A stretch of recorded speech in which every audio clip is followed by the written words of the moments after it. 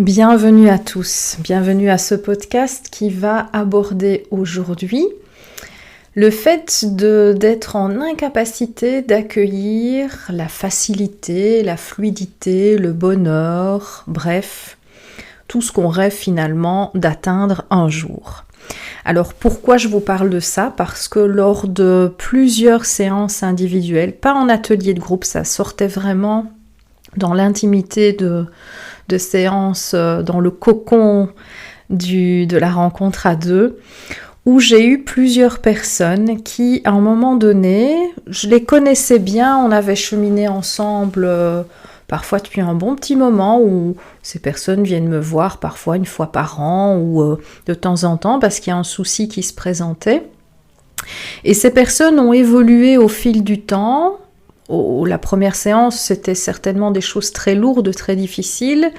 Et puis au fil du temps, les choses s'allègent, les choses changent, les transformations se mettent en place.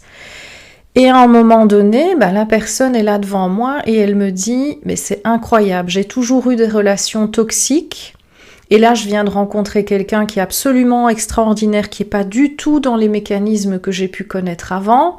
On a le projet de créer quelque chose ensemble, de construire, de peut-être fonder une famille. Je suis tombée sur le boulot de mes rêves après des années de galère et c'est absolument génial. Les relations avec ma famille qui étaient compliquées, j'ai pris de la distance, je me sens beaucoup mieux. Tout va bien sur papier. Et en fait, je suis tout le temps en train de me demander, mais qu'est-ce qui va encore me tomber sur la tête? C'est pas normal. Ça peut pas être normal quand tout va bien. Alors je souris évidemment à ce moment-là, certainement pas pour me moquer, loin de là, parce que je trouve que oser déposer ce qui nous triture l'esprit est un acte de confiance et de courage, et jamais je me permettrai de me moquer, parce que ce que vous considérez parfois comme étant un peu honteux, un peu indéposable, moi je trouve ça merveilleux. Donc c'est vraiment pour préciser ici que je souris, parce que je trouve ça extraordinaire, cette prise de conscience, de se dire à un moment donné, j'avais plein de rêves, j'avais plein d'idéaux, j'avais plein de projets, et au fur et à mesure du temps, où avec courage, persévérance et détermination, j'ai enlevé toutes les couches de l'oignon, enfin toutes, non, soyons quelque peu honnêtes, on ne les enlève jamais toutes, mais on les enlève suffisamment pour que, à un moment donné, ce soit beaucoup plus léger, que ce soit accessible, que tout ce vers quoi on tend se manifeste dans la matière. Pourquoi? Parce qu'à l'intérieur de nous, on a dégagé les failles, les blessures, les fêlures, les fausses croyances, etc., etc. Et donc à l'extérieur, ça se manifeste, c'est tout aussi simple que ça. C'est simple dans la compréhension, c'est simple dans la manifestation. Faut du courage pour aller à l'intérieur de soi, certes. Mais une fois qu'on y arrive, il y a ce petit syndrome-là de l'imposteur, ou ce sabotage intérieur qui est là, qui observe le truc, qui se dit tout ce que j'ai voulu obtenir, là je l'ai. C'est encore plus beau que dans mes rêves, c'est encore plus génial que ce que j'ai pu imaginer jusque-là. Et en fait, je suis tout le temps inquiet, parce que je me dis, mais c'est pas normal, il va me tomber un truc sur la tête, c'est pas normal. Et cette phrase-là, je l'entends chaque fois, c'est pas normal.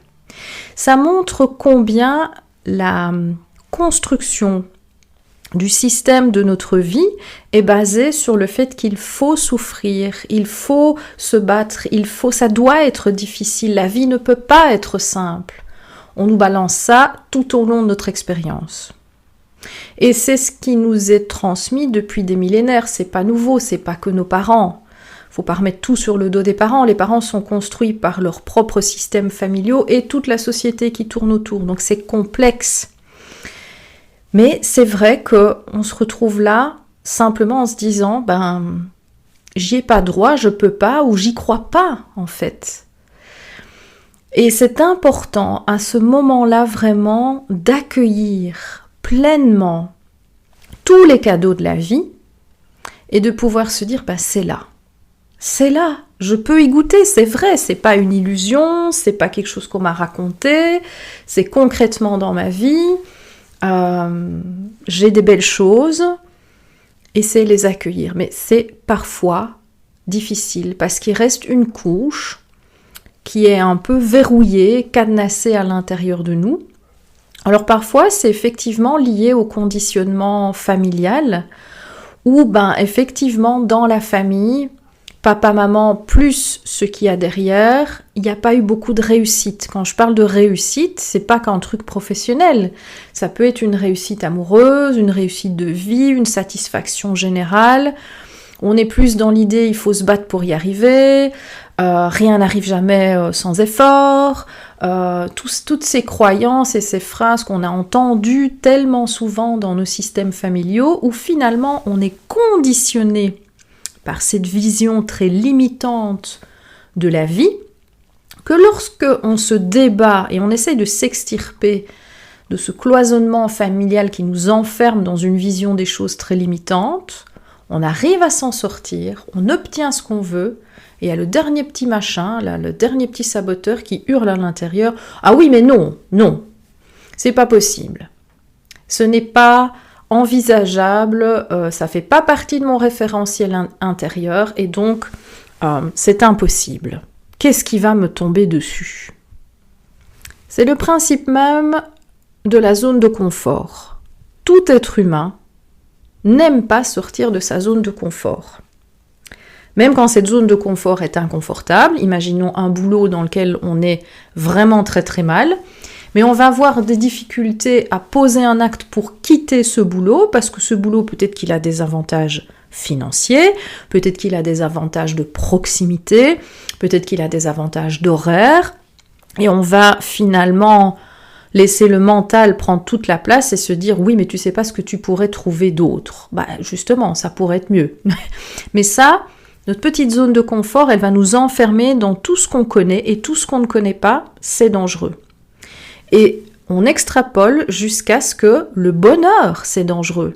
Parce que si toute notre vie, depuis notre conception jusqu'à aujourd'hui, où il y a peu, ça n'a été que drame, ça n'a été que difficulté, ça n'a été que combat, ça n'a été que des expériences douloureuses d'où on a dû vraiment aller chercher beaucoup d'énergie à l'intérieur de soi pour s'en sortir. Si le système familial a lui aussi connu ce genre de déboire, si encore plus loin, c'est quelque chose qui se répète de génération en génération, quand on est le premier d'une longue lignée à s'extirper de ça, c'est pas dans le référentiel intérieur. C'est comme si on débarquait sur une nouvelle planète. C'est quoi ce truc ? Au secours ! Au secours, qu'est-ce qui va m'arriver ? Quelque part, toute notre société nous conditionne aussi à cet état de fait, à cet état de conscience que ça ne peut pas être simple. Or, ça l'est. Plus on va cheminer vers soi et plus on va se rendre compte que les choses peuvent vraiment se simplifier dans la matière, dans le concret, dans les prises de conscience aussi. Alors c'est important de comprendre que c'est pas parce qu'on entame un chemin vers soi de libération de toutes nos blessures, de toutes nos cuirasses, de toutes les croyances limitantes, qu'à un moment donné, il n'y aura plus rien du tout et qu'on sera complètement sorti des problèmes. C'est plus subtil que ça. Des situations challengeantes, il y en aura toujours, mais elles seront vraiment très différentes au niveau vibration et force, plus on avance sur le chemin. Parce que quand on a déblayé le plus gros, quand on a bougé avec peut-être un gros chasse-neige, là, avec une déblayeuse, on a enlevé des gros tas, il y a déjà des choses qui concrètement vont se simplifier dans notre vie. Et à un moment donné, on arrive à quelque chose qui est beaucoup plus fluide. Ça ne veut pas dire que du 1er janvier au 31 décembre, tout va passer nickel chrome. Pourquoi ? Parce que l'extérieur va venir nous challenger. Il y a peut-être un de nos proches qui va vivre quelque chose de difficile et ça va nous toucher. On va peut-être rencontrer une difficulté, mais on va surtout sentir à ce moment-là que cette difficulté, on a beaucoup plus de ressources à l'intérieur pour l'affronter, la traverser, et puis on peut se dire, j'ai connu bien pire, donc ça, finalement, ça devrait aller. Et parfois même, la simple prise de conscience va permettre de switcher à l'événement, à l'énergie supérieure, sans qu'il y ait encore un gros travail à faire. Parfois, je dirais même souvent, l'univers est taquin, hein. Il nous envoie des petites expériences, des petits exercices pour vérifier si on a bien compris une leçon. Je vous donne un bête exemple. Si vous avez énormément souffert de blessures d'humiliation, qu'il y a toujours eu quelqu'un dans votre entourage, depuis votre prime enfance jusqu'à aujourd'hui, qui vous a rabaissé, qui vous a insulté, et évidemment, ça rentre à l'intérieur de soi comme un poignard, ça fait des lancements, on se sent vraiment moins que rien, bref. Vous travaillez sur cette blessure, vous allez libérer des couches, vous renforcez votre énergie, ça va mieux. Et vous n'avez plus de personne qui vient vous humilier dans votre entourage, parce que c'est ça qui se passe concrètement hein, quand on se libère d'une blessure. L'extérieur s'adapte à l'intérieur. S'il n'y a plus de faille, il n'y a plus besoin qu'on vienne nous titiller sur ce truc-là. Et puis un jour, vous vous dites c'est pas possible. Vous retombez sur quelqu'un qui va commencer à vous insulter ou à vous humilier, ou en tout cas essayer. Et là, même si vous êtes tout tremblant et même si vous êtes déstabilisé par ça, vous allez vous rendre compte que, soit vous allez quitter la discussion et laisser la personne continuer à vociférer toute seule parce que une discussion toxique, quel intérêt si ce n'est que pour celui qui crache son venin, ou vous allez pouvoir remettre la personne à sa place en douceur et fermeté et elle ne saura plus rien vous dire, ou encore vous allez l'écouter, la conversation se termine, mais ça rentre par une oreille, ça sort par l'autre. Et une fois ce protagoniste qui est éloigné de votre énergie, vous pouvez toujours être un peu tremblant, hein, parce que franchement, quand on se prend des insultes dans la tronche et qu'on se fait traiter de tous les noms, c'est loin d'être confortable. Mais vous allez vous rendre compte simplement que, waouh, ça m'a plus fait le même effet qu'avant. Ça me déchire moins, ça me démolit beaucoup moins qu'avant. Alors oui, je suis encore tremblant, oui, je suis encore sur le coup de l'émotion, oui, ce qu'il dit, c'est vraiment affreux, mais il faut bien se dire que ce que l'autre dit de vous ne parle que de lui, jamais de vous. C'est toujours une projection. Alors même si on connaît la théorie, pouvoir accueillir l'idée, quand on se fait insulter, que ça parle de lui et pas de soi, il faut déjà être bien fort à l'intérieur. Mais la théorie, elle est quand même vraie, même si on n'arrive pas à l'impliquer. Ce que l'autre dit de vous parle de lui, toujours. Et donc, quand vous arrivez à vous rendre compte que ça vous a beaucoup moins démoli, surtout, félicitez-vous. Parce que cet exercice que l'univers vous envoie, c'est pas de nouveau, ce n'est absolument pas pour vous punir ou quoi que ce soit, c'est pour vous faire comprendre quelque chose. Alors soit, il y a encore une petite couche d'humiliation qui avec le temps est enfin accessible, monte à la surface, et là on a l'opportunité peut-être de dégommer la dernière couche, ou en tout cas celle qui est encore sensible, ou simplement parfois, l'expérience vient nous dire « waouh, j'ai changé. Je ne réagis plus comme avant.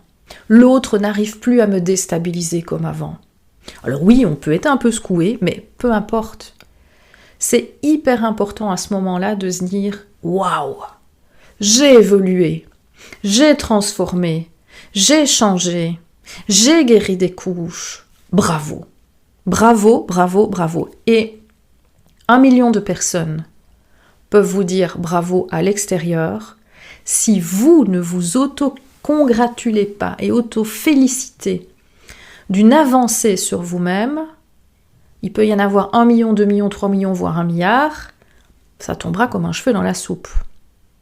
La personne la plus importante qui doit se féliciter, se congratuler, se valider, c'est vous. Et donc, pour en revenir au sujet de départ de ces difficultés à accueillir le bonheur quand il est là, c'est de voir qu'on a progressé, c'est de voir que tout le chemin parcouru pendant toutes ces années paye enfin. Ça ne veut pas dire que ce sera tout le temps aussi beau, aussi fluide et simple qu'en cet instant qu'on capte pour le moment, Mais quand c'est là, savourez-le. Et observez simplement si dans votre système familial, il n'y a pas eu tellement de drames, ou dans votre simple vécu, il n'y a pas eu tellement de drames et tellement de choses difficiles que, à la simple évocation du bonheur, de la simplicité, de la légèreté, de l'abondance dans toutes ses formes, de prendre en considération que c'est possible, que le bonheur il est là, eh bien ça va forcément moins s'ancrer dans la matière. Donc soyez vraiment attentifs à ça, et quand ça se présente, parce que ça ne peut que évoluer vers là aussi dans le courant des années à venir, c'est qu'on arrive à un stade où tout est tout à coup plus simple. On est toujours challengé, oui, mais vraiment ces trucs qui nous tirent vers le bas, ces situations répétitives, ces schémas qui nous démolissent le cœur, où on a l'impression d'être vraiment un moins que rien, ils s'atténuent, ils disparaissent, et puis il y a des choses formidables qui nous arrivent dans la vie. C'est d'avoir aussi cette capacité de se dire c'est possible. Et si ça résiste, regardez dans votre histoire là où il y a eu tellement de drames qu'il n'y a pas eu d'espace pour que ça puisse se matérialiser peut-être du vivant d'une ou plusieurs personnes de votre système. Et si vous connaissez ces personnes, même si elles sont décédées, vous pouvez simplement leur dire, à voix haute ou dans votre tête, que tout ce bonheur qu'elles n'ont pas pu matérialiser dans la matière, vous allez le faire, vous. Vous allez le faire parce que vous prouvez que c'est possible. Vous allez le faire parce que c'est votre destinée, parce que c'est votre choix, parce que c'est possible, parce que c'est accessible, parce que c'est légitime, parce que de fait de votre naissance, vous avez droit à tout ça. Et que vous transformez le système, vous transformez l'héritage de votre famille par la simple acceptation que ça peut être ainsi. Et ne doutez pas de la puissance de transformation que cela amène pour la suite, c'est-à-dire les enfants, si vous en avez un jour, ou d'autres membres de votre famille plus éloignés, qui vont observer le changement. Et ça va les impacter, qu'ils le veuillent ou non. Et donc, c'est important, vraiment, de pouvoir mettre en lumière, quand il y a une résistance au bonheur, d'aller chercher d'où ça vient. Et de pouvoir laisser ce bonheur nous pénétrer pleinement. Parce que ça va nous ressourcer, ça va nous encourager, ça va remettre de nouvelles informations dans nos cellules pour se dire « mais c'est possible, je l'ai vécu, je l'ai contacté, je l'ai connecté, je l'ai transformé, je l'ai vécu dans mes cellules. » Donc c'est possible. Et c'est une transmission que vous donnerez pour les suivants. Donc bienvenue à tout ça, bienvenue aux doutes sur le bonheur. Ils ne sont que le reflet de fausses mémoires ou fausses croyances qu'il est grand temps de diminuer, même de dégommer définitivement.